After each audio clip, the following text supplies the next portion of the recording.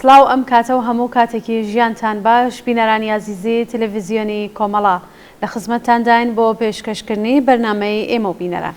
لەلای منیشەوە سڵاوتان دەبێت ئازیزان و خۆشەویستان، هیوادارم کە لە هەر کوێیەکەن ساغ و سڵامەت بن و مەجالی وەشتان هەبێت تا کۆتایی بەرنامەی ئەم هەفتەیەش بینەر و بیسەرمان بن. هەروەک ڕواڵی هەموو هەفتە ئەم بەرنامەیەش چەند بابەتێک لە خۆ دەگرێت. هەڵبەت بەرنامەی ئەم هەفتەیەمان زیاتر تەرخان کراوە گوڵناس بە ئەم ڕووداوی دووسێ ڕۆژی ڕابردوو کە حملەی موشکی ئێران بە ئیسرائیل بوو. بەڵام پێشەوەی کە بابەتەکان دەست پێ بکەین گوڵناس، بما هاوکارانمان لە بەشی مونتاژ کلیپێکیان ئامادە کردووە، بچینە و کلیپە ببینین، دواتر دێنەوە لەگەڵ گوڵناس بابەتەکان دەست پێ دەکەین. فەرموو.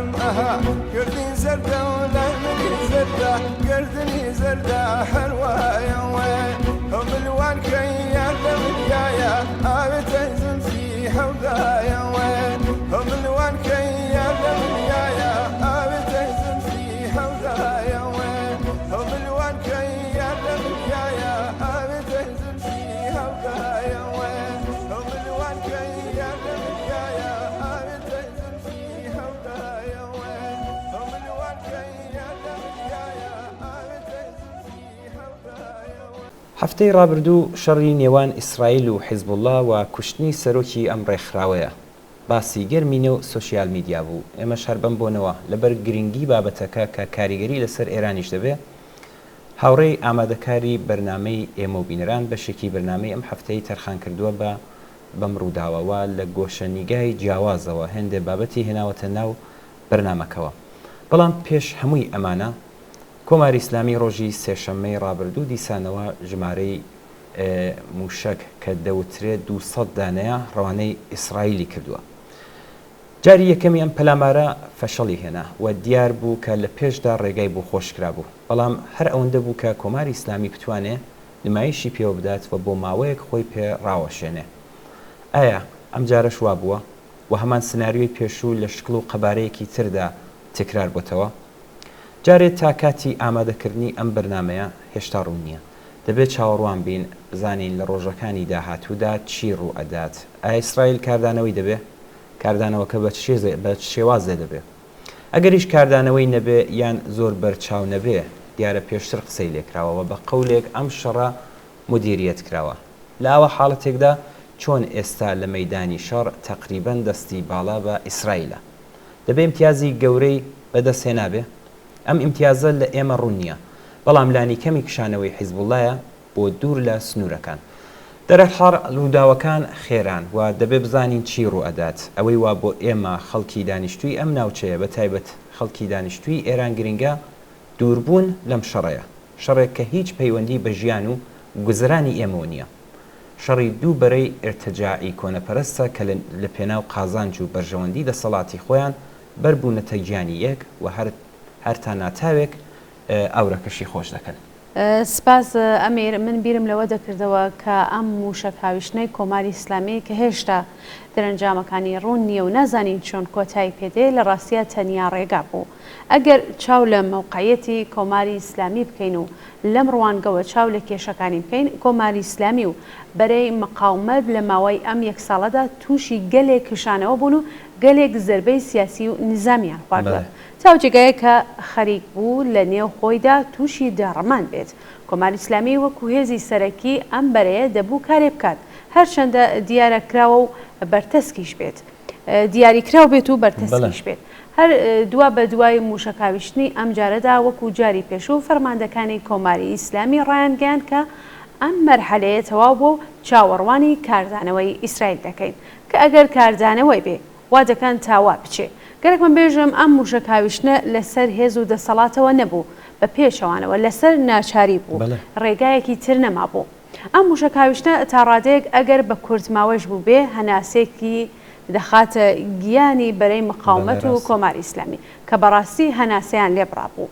هیچ نەبێ بۆ ماوەیەک هەراهوریای لەسەر ساز دەکەن کە گۆیا تۆڵەیان کردوەتەوە و خۆیان لەژێر ئەم گوشارە کە بۆ هیچ ناکەن دەرباس دەکەن. دەرحاڵ هەروەکو تۆ باست کرد هێشتا دەبێت چاوەڕوان بین بزانین چی ڕوئەدات. بابەتی گرنگەوەیە کە وەڵام بەم پرسیارە کە چی ڕوئەدات ئیتر لە دەستی کۆماری ئیسلامی و بەرەی مقاومەت نەماوە. ئیتر ئەوان نین کە دیاری دەکەن ئەم شەڕە تاکوێ بڕوات پێشی و لەکوێ کۆتایی پێدێت. هاوسەنگی هێز بە زیانی کۆماری ئیسلامی و بەرەی مقاومەتە تا ڕادێک گۆڕاوە. دەبێت چاوەڕوان بین بزانین بەرەی ئیسرائیل و ئامریکا و هێزی هاوپەیمانی ئەوان چەند نەخشە و پلانێکیان هەیە. بەڵێ زۆر سپاس گوڵناز، زۆر ڕاستە ئەمەی کە تۆ باست کرد. با بچینە سەر بابەتەکانی تری بەرنامەی ئەم هەفتەیە کە پێش ئەم موشک بارانە ئامادەکرا بوو. دەزانین کە هەفتەی ڕابردوو ئیسرائیل لە ڕێگەی ئاراستەکردنی دە موشکەوە حەسەن نەسڕوڵڵا سەرکردەی مێژووی حیزب الله لە بەیروت کرد بە ژێر داروپردووی 4 باڵاخانەی 6/9ەوە. بەم جۆرە ئیسرائیلیەکان بە کوشتنی نەسڕوڵڵا ڕۆژهەڵاتی ناوەڕاستێکی نوێیان ڕاگەیاند.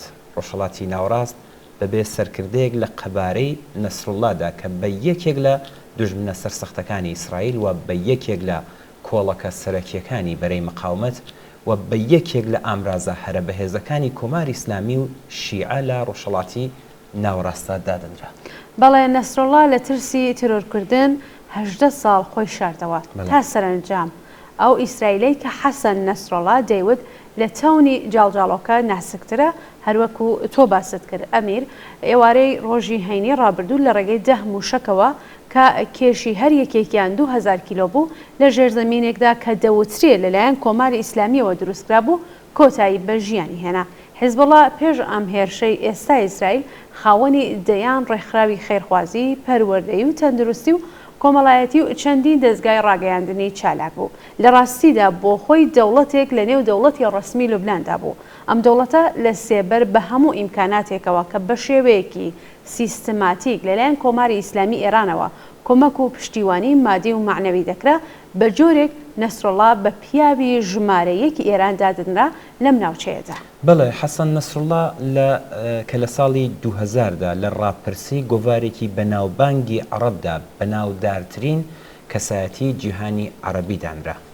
هەر لەو ساڵەدا بەبەر چاوی هەموو سەرکردەکانی عەرەبەوە لە تارانی پایتەختی ئێران دانەویەوە و دەستی خامنەئی ڕابەری کۆماری ئیسلامی ماچ کرد. دەبێ باس لەوە بکەم کە ناوبراو چەندین جار لە کاتی وتاردان و چاوپێکەوتنەکانیدا ڕاشکاوانە دژاتی خۆی بەرامبەر بە بزوتنەوەی ئێعترازی خەڵکی ئێران و بە تایبەتەن بزوتنەوەی ژینە ئاشکرا کرد. جگەلەوە دژایەتی کێشەی کورد لە کارنامەکەیدا زۆر بەرچاوە.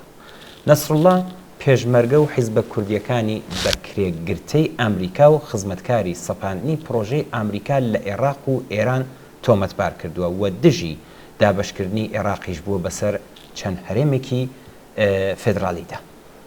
هەر لەم پەیوەندیەدا با منیش باسی ئەوە بکەم ئەمریکا یەکەم کاری هاوبەشی حیزبڵڵا و کۆماری ئیسلامی دژ بە خەڵکی کوردستان بەر سکرتێری حیزبی دموکراتی کوردستانی ئێران کەوت. لە ساڵی 1992دا چەند ئەندامێکی حیزبڵڵا بە سەرپەرشتی کازم دارابی کە ئەفسەری ئیسلاحات بوو لە ڕێستۆرانی میکۆنۆس سادقی شەرەفکەندی سکرتێری حیزبی دموکرات و سێ هاوڕێی تریان تێرۆرکران. دواتریش کازم دارابی لەلایەن دادگاوە بە زیندانی هەتایی حکومدرا. بەڵام لە گفتوگەکانی ساڵی 2010دا کە سەبارەت بە گۆڕینەوەی تەرمی سەربازە ئیسرائیلیەکان بە دیلەکانی لۆبنان لە نێوان حیزبڵڵا و دەوڵەتی ئیسرائیلدا بە ناو بژێوانی ئاڵمانیا ئەنجامدرا و لەژێر فشاری حیزبڵڵا ئەڵمانیا بکوژەکانی شەرەفکەندی واتە کازم دارابی و عەباس ڕایل و یوسف ئەمینی لە بەرامبەر تەرمی سەربازە ئیسرائیلیەکاندا ئازاد کرد. عەباس ڕایل و یوسف ئەمین دوو ئەندامی چالاکی حیزبڵڵا بوون و دوای ئازادکردنیان گەڕانەوە بۆ لوبنان بۆ ناو حیزبڵڵا. بڵێ سەرکردەی حیزبڵڵای لوبنان حەسەن نەسرڵڵا چەندین جار لە کاتی وتاردان و چاوپێکەوتنەکانیدا کە قسە و باسەکانی پشتیوانی هەمەلایەنی خۆی بۆ کۆماری ئیسلامی و سیاسەتەکانی ئەم دەسەڵاتی دژ بە خەڵکی ئێران نەشاردۆتەوە. لە یەکێک لە ئاخرین وتارەکانیدا هەروەک باسکرا دژ بە بزوتنەوەی ژینا قسەی کرد و کوشتنی بانقەستی ژینا ئەمینی لەلایەن کۆماری ئیسلامی پاساو کرد. هەروەها چەندین جارێکیش نەسرڵڵا بانکێشتی عێراقیەکانی بۆ مقاومە لە دژی ئەمریکایەکان کردووە و تا کارگەیش بەوەی جەلال تاڵبانی کە ئەو کاتەی سەرۆکۆماری عێراق بوو داوای لە نەسرڵڵا کرد چیتر دەست نەخاتە کاروباری عێراقەوە. حەسەن نەسرڵڵا یەکێک بوو لەو کەسانەی سەرسەختانە لە دژی ڕەفراندۆم وەستاوە لە ساڵی 2017دا و کوردستانی سربەخۆی بە لەدایکبوونی ئیسرائیلی دووهەم ناوبرد. گوڵناس بچین ناوبڕێک ببینین دواتر درێژە بەم بابەتە دەدەین فەرموو.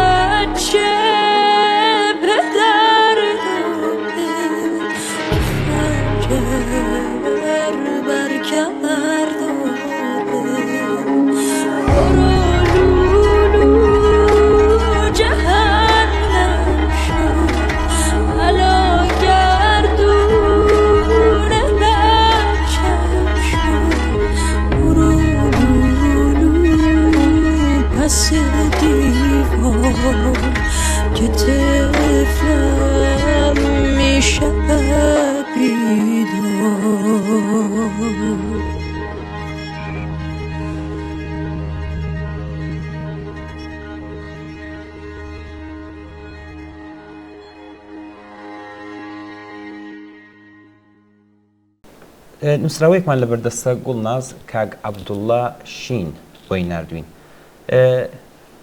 لە نووسراوەکەیدا کاک عەبدوڵڵا پێی وایە کوشتنی حەسەن نەسڕوڵڵا لەلایەن ئیسرائیلەوە بارودۆخێکی نوێ لە ناوچەکەی هێناوەتە گۆڕێەوە. دەڵێ لەلایەک دەبیستین کە نەتەنیاهۆی فاشیست و منداڵکوش دەڵێ کار دەکەین بۆ گۆڕینی واقعی ئیستراتیژی لە تەواوی ڕۆژهەڵاتی ناوەڕاستدا. لەلایەکی ترەوە خامنەئی چنگ بە خوێن ڕابەری جمهوری پەت و سێدارش لە ئێران دەڵێ چارەنووسی ئەم هەرێمە لەلایەن هێزەکانی بەرەنگاری مقاومە یەکلایی دەکرێتەوە. کاک عەبدوڵڵا لە درێژەی نووسراوەکەیدا دەڵێت دیارە کوشتنی نەسڕوڵڵا هاوکێشەکانی گۆڕیوە و لەسەر ئاستی ناوخۆی ئیسرائیل باری لاری نەتانیاهۆ تا ئەندازەیەک ڕاست بووتەوە. ئێستا خۆی و حکوومەتەکەی لە هەوای سەرکەوتندا دەژین. ئەم سەرکەوتنە سەربازیە لەسەر ئاستی ناوچەکە پامێکی داوە بە دراوسەی دوور و نزیکەکانی. ئەمیر گومانی تێدا نییە کوشتنی نەسڕوڵڵا لێدانێکی گورچکبڕ بوو بۆ کۆماری ئیسلامی و هەموو ئەو هێزانەی بە دەوروبەری و ناویان لە خۆیان ناوە بەرەی بەرەنگاربوونەوەی مقاوم و هەموو ئەو هێزە لاوەکیانەیش کرد چارەنووسی خۆیان بەسوەتەوە بە چارەنووسی کۆماری ئیسلامی. کاک عەبدوڵڵا لە بەشێکی تری نووسراوەکەیدا دەڵێ بە کورتی ئەم دوو چاوانبارە وا دەزانن ئەم ناوچەیە پوش و پاوەنی خۆیانە و بە ئارەزووی خۆیان ڕنگڕێژی بۆ دەکەن و ئەوەیان بیر چوەتەوە کە لە ئێران ساڵێک بەر لە ئێستا جەماوەری ڕاپەڕێوی ئەو وڵاتە تەخت و تاجی ڕژیمیان هێنایە لەرزە. بزوتنەوەی ژن ژیان ئازادی ئەگەر با ڕیتمێکی شۆڕژگێڕانە و لەژێر ڕابەری شێرگیری خەڵکی کرێکار و زەحمەتکێش بوو لەژێر ئاڵای سۆسیالیزمدا خەباتی خۆیان بردبایە پێش ئەمڕۆ ئەو چڕ و چاوە مۆنانەی لە میدیاکانی ئێران ئێستا دەردەکەون وەندەبوون و ئێران و ناوچەکەش لە دەستیان قوتار دەبوو. بەڵێ لە ئیسرائیلیش دوای کردەوە تەرۆریستیەکەی حەماس لە 7 ئۆکتۆبری پارەکە ڕۆژ نەبوو حکوومەتە ڕاستڕەوە شۆڤینیەکەی نەکەوێتە بەڕق و بێزاری جەماوەری ئازادی خواز و ئاشتی دۆستی ئەو وڵاتە.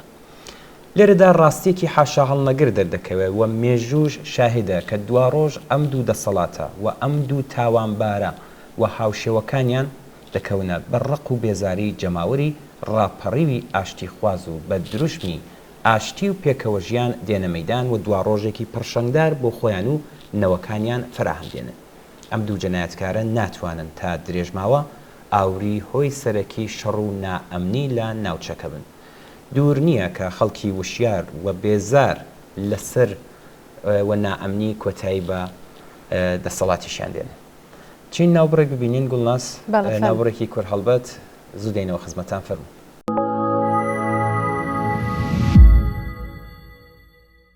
نامەیەکی تر دەخوێنینەوە کە لە بەردەستمانە هاوڕێ ڕەوزان لە کرماشانەوە بۆی نردوین. هاوڕێ ڕەزوان نووسێتی دەوڵەتی ئیسرائیل لە هێزی نظامی ئەو وڵاتەی داوا کرد کە بە پەلامارەکانی بۆ سەر حیزبوڵڵا درێژە بدات. هاوڕێ ڕەزوان وتوێتی من پێم وایە ئێستا کەم کەس لە ناوخۆی دەوڵەتی ئیسرائیل خوازیاری ئاگربەستە چون نایانهەوێ ئەم مەجالە بۆ حیزبوڵڵا فراهم بکەن کە بتوانێت خۆی باسازی کاتەوە هەڕەشەکانی خۆی بۆ سەر ئیسرائیل بەردەوام بێت.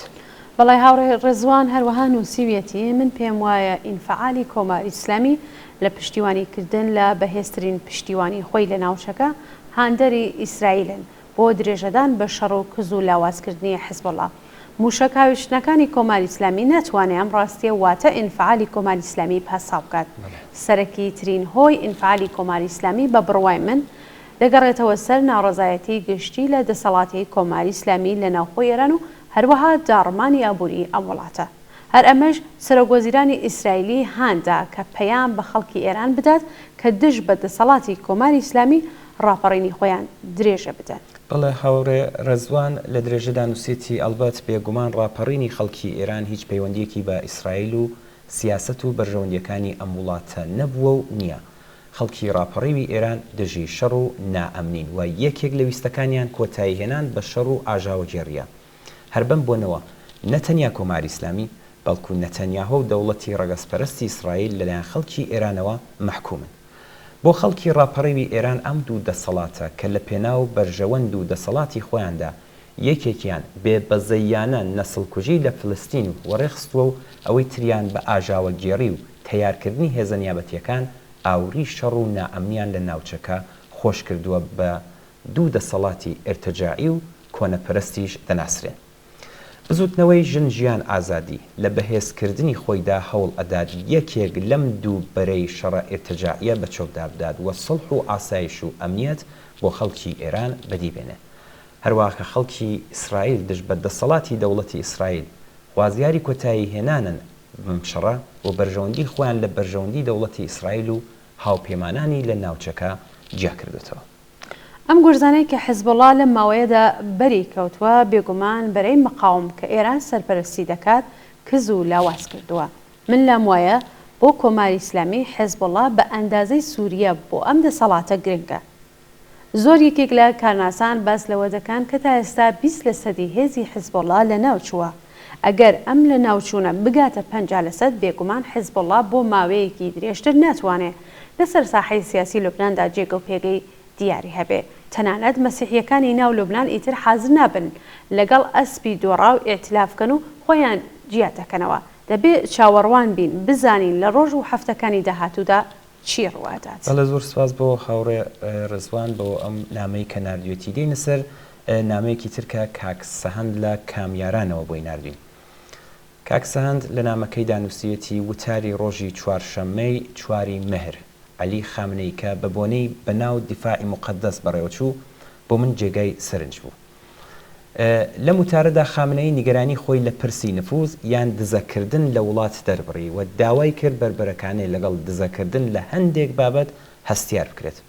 بەڵام بە پێچەوانەی چاوەڕوانیەکان ئاماژەی بە دزەی هەواڵگری و ئەمنیەتی ناوخۆی دام و دەستگای حکوومەتی نەکرد کە بووە هۆی کوشتنی ئیسماعیل هەنیە سەرۆکی حەماس لە ناو دڵی تاراندا.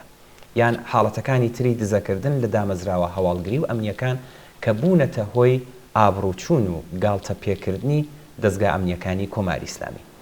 خامنەی باسی لە کاریگەریەکانی ئەم نفوزە بە وتەی ئەو دژمن لە بوارەکانی پەروەردە، زانکۆ، وەزارەتی تەندروستی، ڕادیۆ و تەلەڤیزیۆن و ڕۆژنامەگەری کرد و جەختی لەوە کردەوە کە پێویستە حکوومەت بەردەوام بێت لە سەپاندنی شێوازی ژیانی خوازراوی ئەو کە دەقی ئاینی ئیسلامە بەسەر خەڵکدا.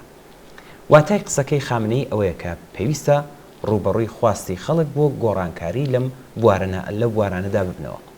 بەڕوونی ڕایگەیاندووە کە ئەو بۆچوونەکانی لەم بوارە تایبەتانەدا هەیە و پێویستە دەوڵەت ئەو بۆچوونانە جێبەجێ بکات.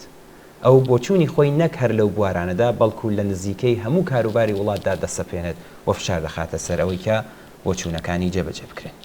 کەوا بۆ کاتێک باسی دزەکردنی ئەمنیەتی دەکات مەبەستی دزەکردن یان نفوز لە دەستگا ئەمنیەتیەکان نییە کە ئابڕووی پێوە نەماوە و نیشانیدا چەندە بێناوەڕۆکن و تەنیا بۆ خەڵک و ئەزیەت و ئازاردانیان ئازان بەڵکو لێرەژدا نیگەرانی بەڕێوچوونی سیاست و بۆچوونەکانی لە نێوخۆی وڵات و سەپاندنی بەسەر ژیانی خەڵکە.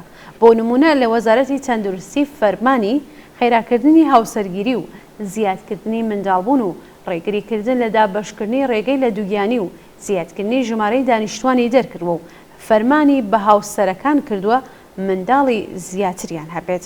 خامنەی لە وتارەکەی ڕۆژی چوارشەممەدا جەختی لەوە کردوێتەوە کە نابێ ڕێگە بدرێت دوژمن دزە بکاتە ناو شێوازی ژیانمانەوە.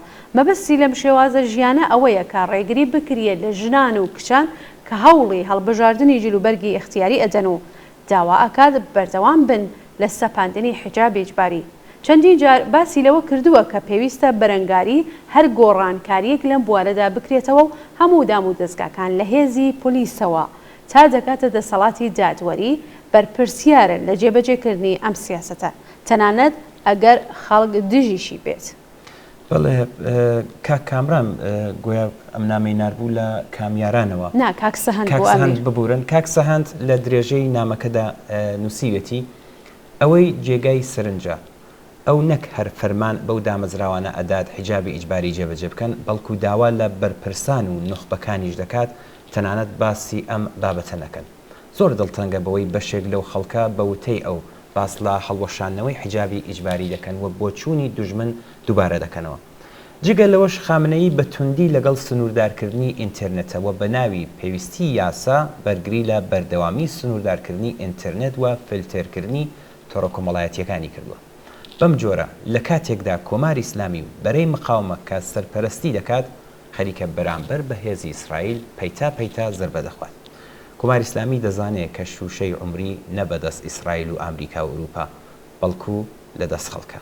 هەر بۆیە دوای ئەو هەموو شکستە هەوڵ ئەدات هێزە سەرکوتگەرەکانی لە ناوخۆ دژ بە خەڵکی ڕاپەڕی و تیشکاتەوە. زۆر سپاس بۆ کاک سەهەند کە لە کامیارانەوە ئەم نامەی بۆ ناردین. دووبارە بچین کلیپێک ببینین بەڵاس دواتر دێینەوە بابەتەکانی تریش دەست پێ دەکەین. فەرموو.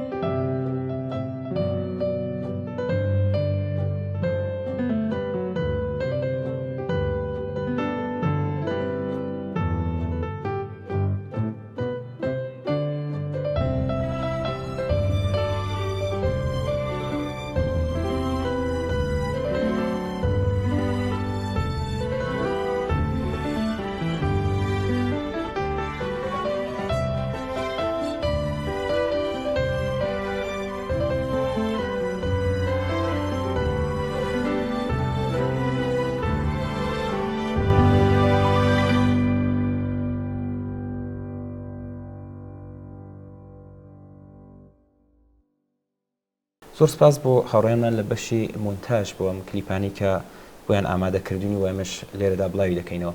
نامێکی ترمان لە بەردەستە بە ناوی کاگ ڕەحیم.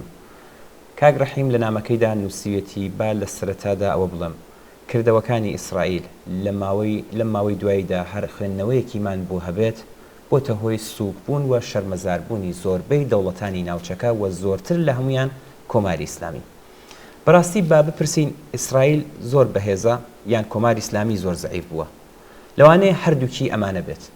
کاک ڕەحیم لە درێژەی نووسراوەکەیدا دەڵێت گواستنەوەی ئەم هەموو ئەسنادی مەحرەمانە، دەسڕاگەیشتن بە هەموو زانیاریەکان، کوشتنی ئیسماعیل هەنیە لە ئەمنترین شوێنی تاران، کوشتنی ئەو هەموو کەسە بەناو دانشمەندان لە ئێران لە کاتێکدا یەک ئیسرائیلی ناتوانێت بێتە ناو ئێران جێگەی پرسیار نییە.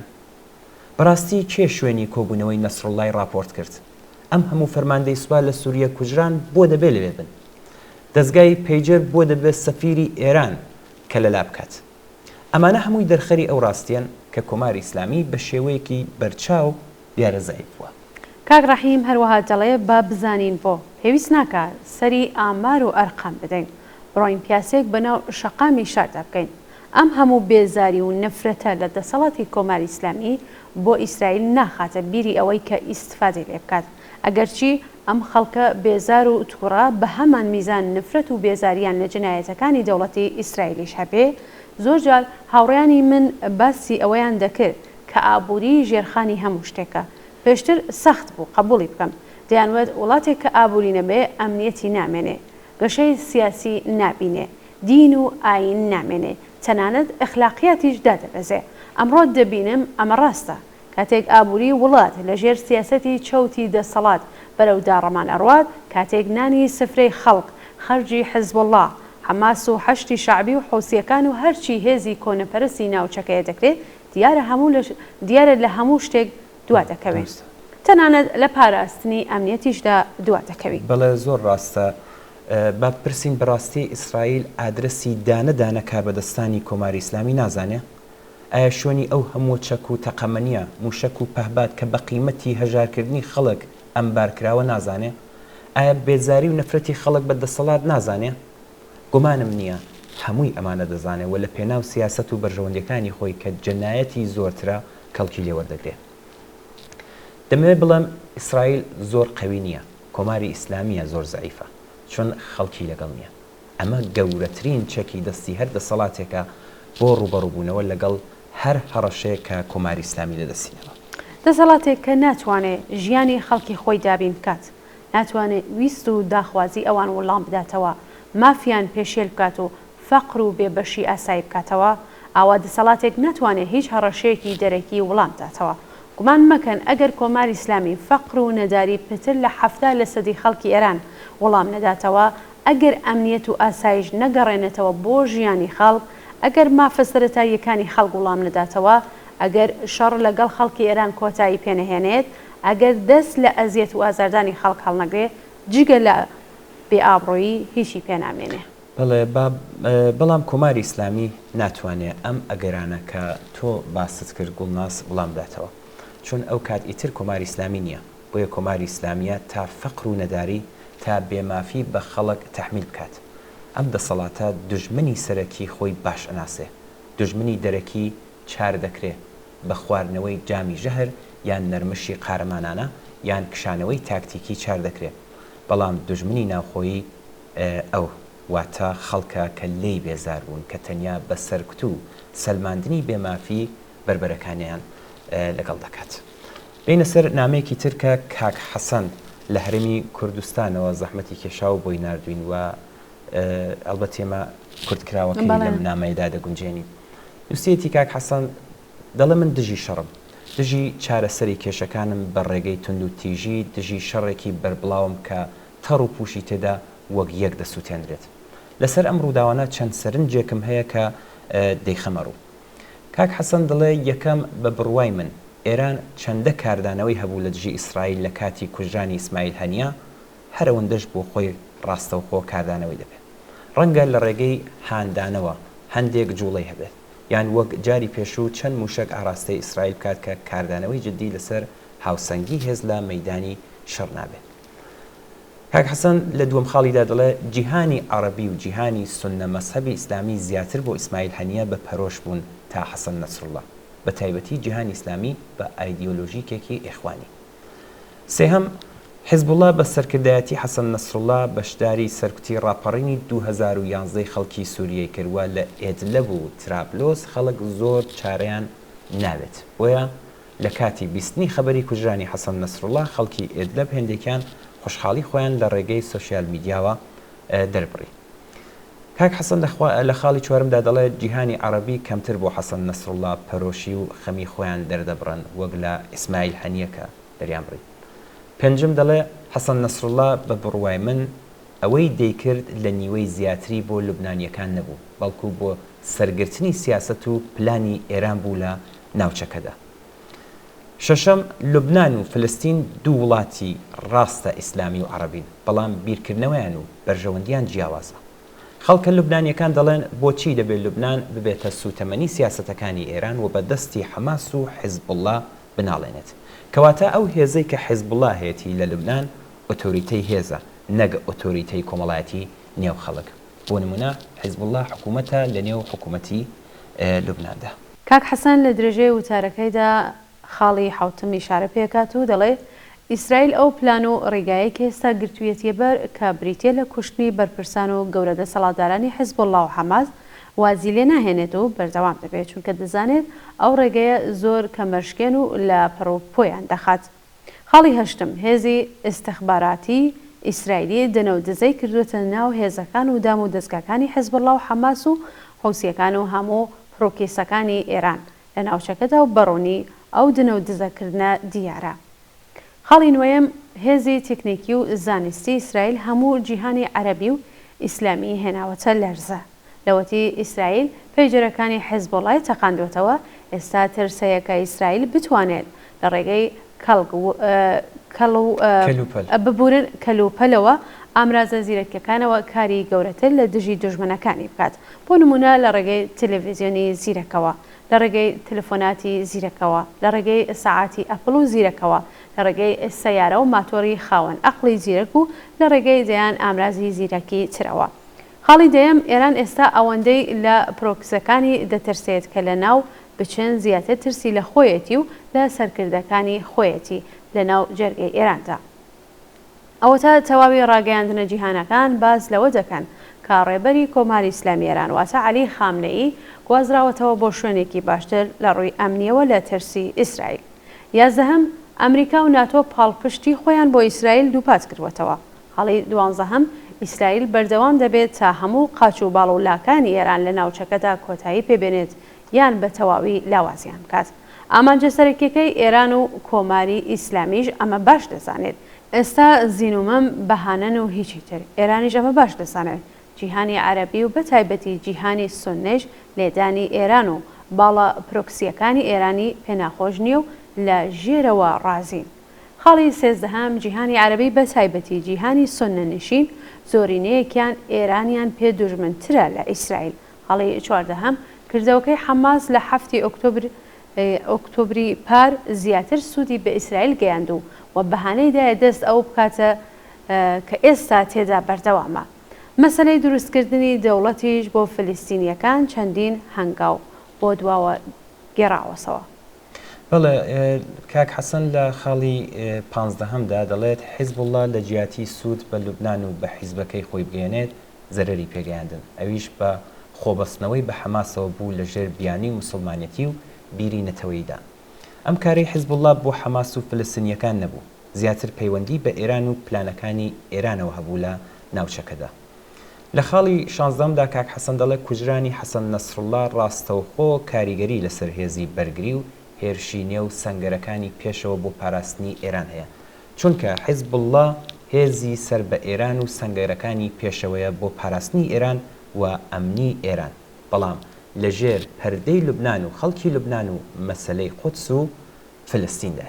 زۆر سپاس بۆ کاک حەسەن بۆ ئەم نامەی کە بۆی ناردین. دێنە سەر نامەیەکی تر کە هاوڕێت چیمەن لە هەورامانەوە بۆی ناردین. هاوڕێت چیمەن دەڵێت سەرنجام ماوەیەک پێش ئێستا شۆڕای نیگابان پرۆژە یاسای نامرۆڤانەی دژێژنی ئێفاف و حیجابی پەسەند کرد. پرۆژە یاسایە کە لەلایەکەوە شمشیرێک لە دژی ئەو ژنانە دەکێشێت کە ناڕەزایەتیان دەربڕیەوە بەرامبەر بە حیجابی ئیجباری و لەلایەکی دیکەشەوە داهاتێکی زۆر دەڕێژێتە گیرفانی جێبەجێکارانی یاساوە. کەوابوو دوای ساڵێک نەخشە ڕێگای کۆماری ئیسلامی بۆ پێشێلکردنی مافی ئینسانی نیوەی دانیشتوانی ئێران دەبێتە یاسایەک بۆ مامەلەکردن لەگەڵ حیجابی زۆر. ڕەنگە دیاریترین بەش لەم پرۆژە یاسایە کە درێژەدان بە سەرکوتکردنی ژنانە بە تایبەتی لەسەر شەقام بەهێزکردنی زیاتری پلیسی ئەمنیەتی ئەخلاقی بێت کە بە بیانووی حیجابی زۆرم لێ توندوتیژی دژی کچان و ژنان ئەنجام دەدات و لەژێر ناوی جۆراوجۆر لەوانەش گەشتی ئێرشاد حیجاببان و پرۆژەی نور بەڵام بە یەک مەبەست کاری پێکراوە هەمویان بۆ کنترۆلکردنی و حزور و جۆلەی جەستەیی ژنێک لە دەرەوەی ماڵەوە بەڵام لە ناو ماڵ ئەم ئەرکە بە پیاوان و پیاوسەلارانی نێو بنەماڵە سپێدراوە کە زیاتر لە دەرەوەی ماڵ بۆ ئەنجامدانی توندوتیژی و تەنانەت کوشتنی ژنان بە ناوی یاساوە کاریگەری هەیە. بەڵێ هاوڕێ چیمەن لە درێژەدا نووسیوێتی مەسعود پزیشکیان سەرۆک کۆماری ئیسلامی ئێران لە بانگەشەی هەڵبژاردنەکانیدا چەندین جار بەڵێنیدا هەموو هەوڵەکانی خۆی بۆ دژایەتیکردن لەگەڵ ڕوبەڕووبوونەوە لە دژی ژنان و کچان لە شەقامەکاندا بخاتە گەڕ کەچی ئێستا خۆی بەڕێوەبەری وەها سیاسەتێکە. لە ڕۆژانی یەکەمی دوای دەستپێکردنی ناڕزایەتیەکانی ساڵی 1401 و بە تایبەتی ناڕزایەتیەکانی دژی کوشتنی ژینا ئەمینی بەدەستی گەشتی ئێرشاد و ڕاکێشانی سەرنجی کۆمەلگای نێودەوڵەتی بۆ کوشتنی ژنێک بەهۆی حیجابەوە بەرپرسانی جۆراوجۆری حکوومەتی ئێران ناڕزایەتیان دەربڕی کە گەشتی ئێرشاد نابێت لەم جۆرە هەزینانەی بێت بۆ سیستمی ئیسلامی و دەبێت ڕوو لە ڕێگەی شاراوەتر بکرێتەوە. ئەم ڕخنانە لە داڕشتنی پرۆژە یاسای حیجاب و ئێفافدا خۆیان نیشاندا. ژنان و پیاوانی بە بیری پیاو سالار لە پۆست و مەقامی حکوومەتی و ناوەندەکانی بڕیاردان کۆبوونەوە و بە خێرایی پرۆژە یاسایەکیان داڕش کە قەدەغەکردنی دەستڕاگەیشتن بە خزمەتگوزاریە گشتی و پزیشکی ژنان بە بێحیجابی ئیسلامی ئیجباری پەسەند کرا. سەندیکاکانی کرێکاران دامەزراوە ڕۆشنبیریەکان و هیتر مۆرکران. ئۆتۆمبیلەکان لەلایەن بریکاری فەرمی و نافەرمی حکوومەتەوە دەستی بەسەرداگیراوە لە خاوەنەکانیان زەوت کرد. ژنان لە دامەزراندن بێبەشکران لە خزمەتگوزاری کۆمەڵایەتی بێبەشکران زیندان و جەریمەکران سیستمی ناسینەوەی دەموچاوی نایاسایی لە دژی ژنان بەکار هات و هەر لەم ماوەدا لانیکەم ژنێک بە ناوی ئارەزوو بەدری بەهۆی حیجابەکەیەوە تەقەی لێکرا و پەککەوتیان کرد. بەڵام سادەکردنەوەی ئەگەر پێشێرکردنی مافی ئینسانی ژنان لە مەسەلەی مافی جەستە و جیلوبەرگدا تەنها بە یاسای حیجاب و عەفاف بزانین. لە یەکەم ڕۆژەکانی پەسەندکردنی حیجابی ئیجباری لە کۆماری ئیسلامی ئێرانەوە ئەم مافە بە شێوەیەکی بەرچاو پێشێلکراوە. عەلی خامنەیی ڕێبەری کۆماری ئیسلامی 2 مانگ پێش ئەوەی ژینا ئەمینی لەژێر فەرماندەیی ئەودا لەژێر دەستی گەشتی ئێرشاد گیانی لەدەست بدات ڕۆژی حوتی گەلاوێژی 1401 بە دەسەڵاتدارانی وت فەرمانە ئیلاهیەکان جێبەجێ بکەن و چاوەڕێی بنەما یاساییەکان مەکەن. خامنەیی لەم کۆبوونەوەیەدا بە بەرپرسانی دادوەری گوت ئەگەر کەمتەر خەم بن لە فەرمانی ئەمری بە معروف و نەهی لە مونکر ئەوە بناغەکانی نیزام لەق دەبن. هەر لەو مانگەدا بەپێی ئەو هەواڵەی لە بۆڵتنی نهێنی ئاژانسی هەواڵی فارسدا بڵاوکراوەتەوە لە 30 گەلاوێژی ساڵی 1401دا خامنەیی بە ئەندامێکی نووسینگەی گوتبوو هەرچێک بکەم هیچ نەرمونیانیەک بە نسبەت عەفاف و حیجابەوە نانوێنم. بەڵێ هاوڕێ چیمەن لە درێژەی نامەکەیدا دووبارە نووسیوێتی لەسەر داوای سیستمی پیاو سالاری بە سەرۆکایەتی عەلی خامنەیی دامەزراوە جۆراوجۆرەکان لەوانە کابینەی حکوومەتی پزیشکیان کە تا ئێستا بە بۆچوون و ڕەزامەندی عەلی خامنەیی کابینەکەیان پێکێناوە ناچار کراون حیجابی ئیجباری بۆ ژنان بگەڕێنەوە و بە ناوی یاسا مافە کۆمەڵایەتیەکان لەو ژنانی کە نانەوێت بگەڕێنەوە دواوە بستێنەوە.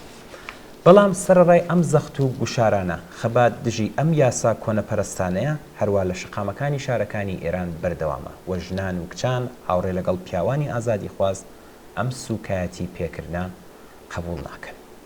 بچین ویدیۆیەک ببینین دواتر دێنەوە خزمەتە.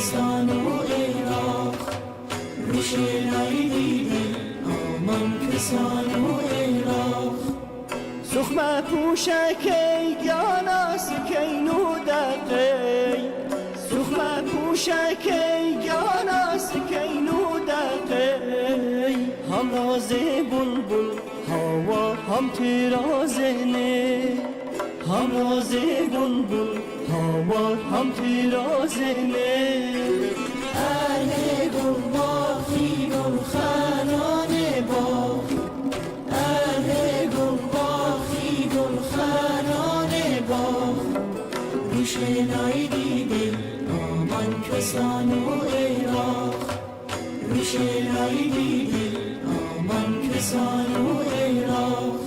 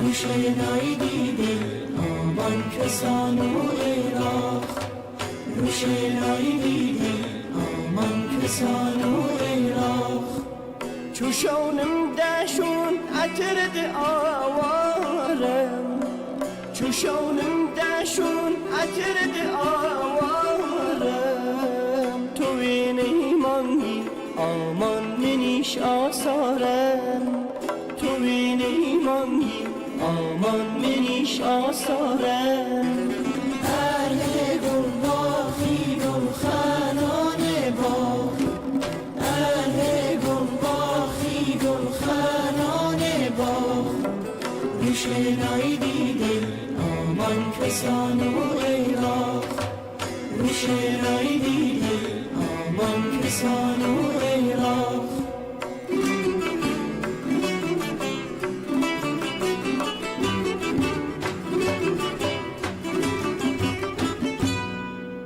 قوتابخانەی مزگەوت مەدرسە کە بەپێی هەندێک سەرچاوە نزیکەی 10 ساڵ لەمەوبەر بەبێ مۆڵەت دەستی بەکارەکانی کردووە وتە یەکێک لە بابەتەکانی ڕۆژ لە ئێراندا.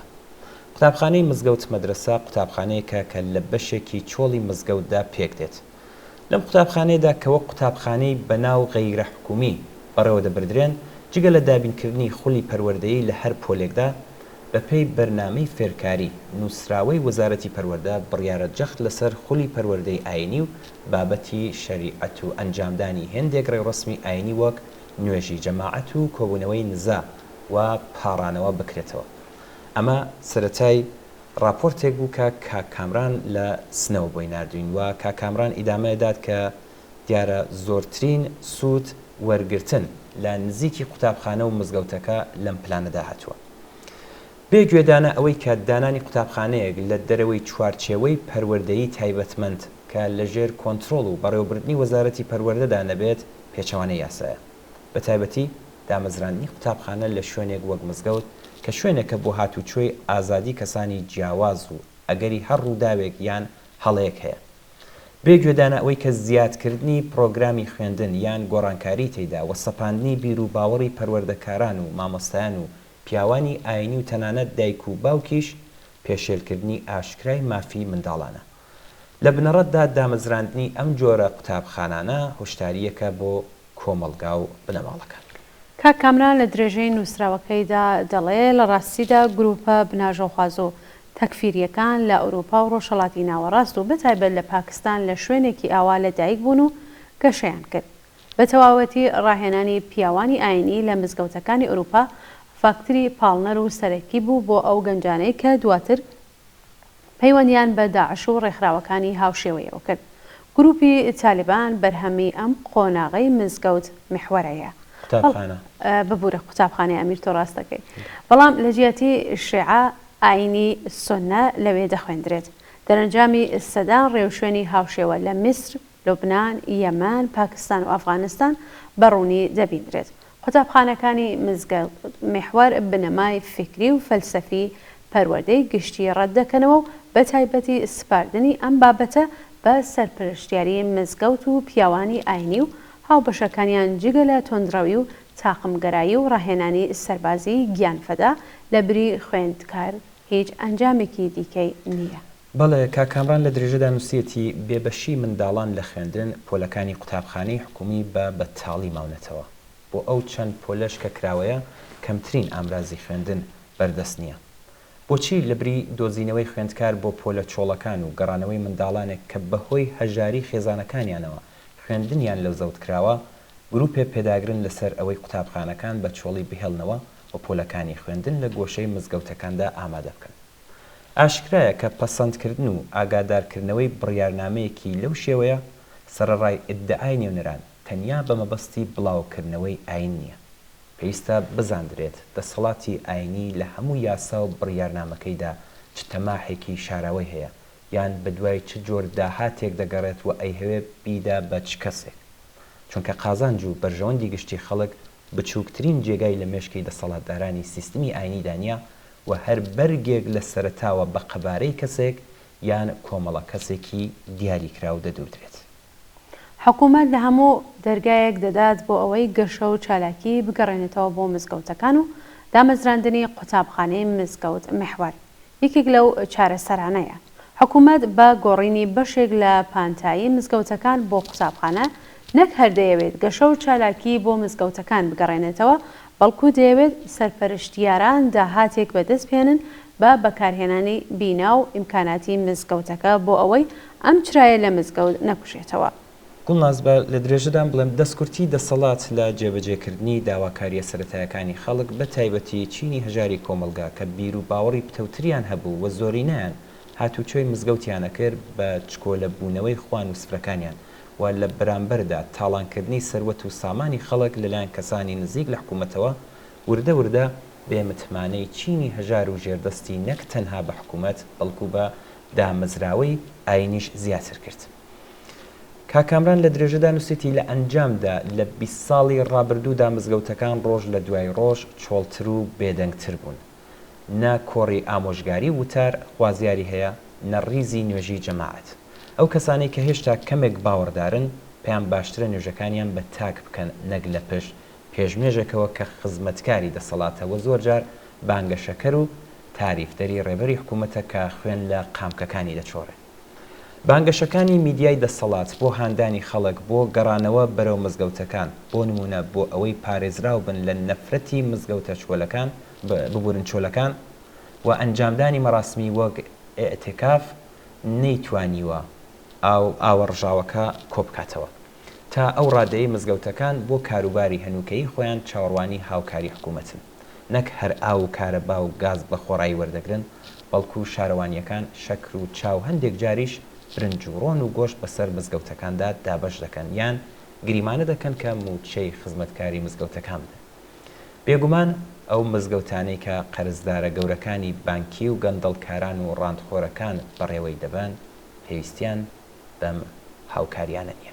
زۆر سپاس بۆ کاکامران کە لە شاری سنەوە بوو پێم وابێ بۆی نارمی.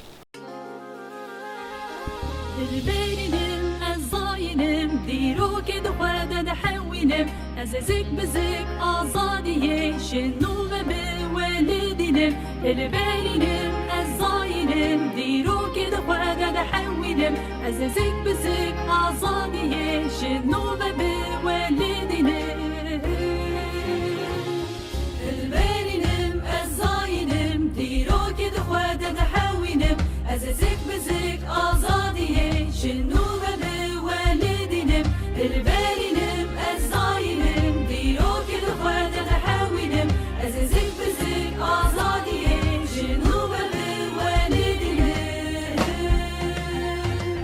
أزدار كبم أزبكرم أزبكرم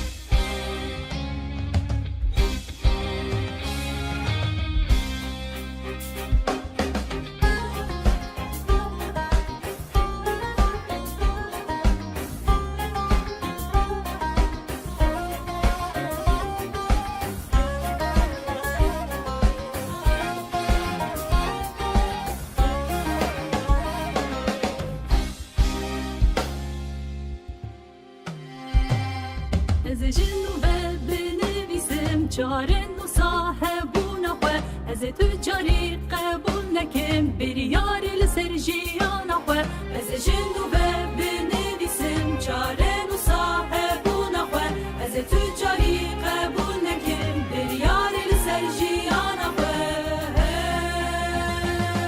از درکبم از بگرم از ببجم از بکنم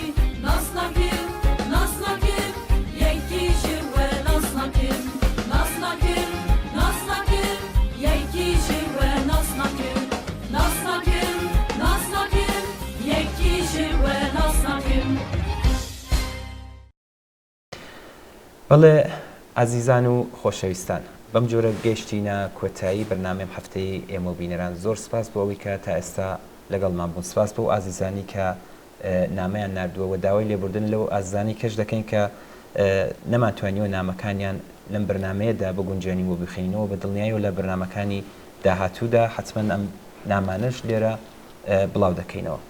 دووبارە چاوەڕێی نامە و ئیمەیل و پەیوەندیەکانی تەلەفۆنی ئێوەین بۆ هەرچی زۆرتر ڕازانەوەی بەرنامەکەی خۆتان حتمما پەیوەندیمان پێ بگرن و ڕابۆچوونەکانتان باس بن. ماڵەوە.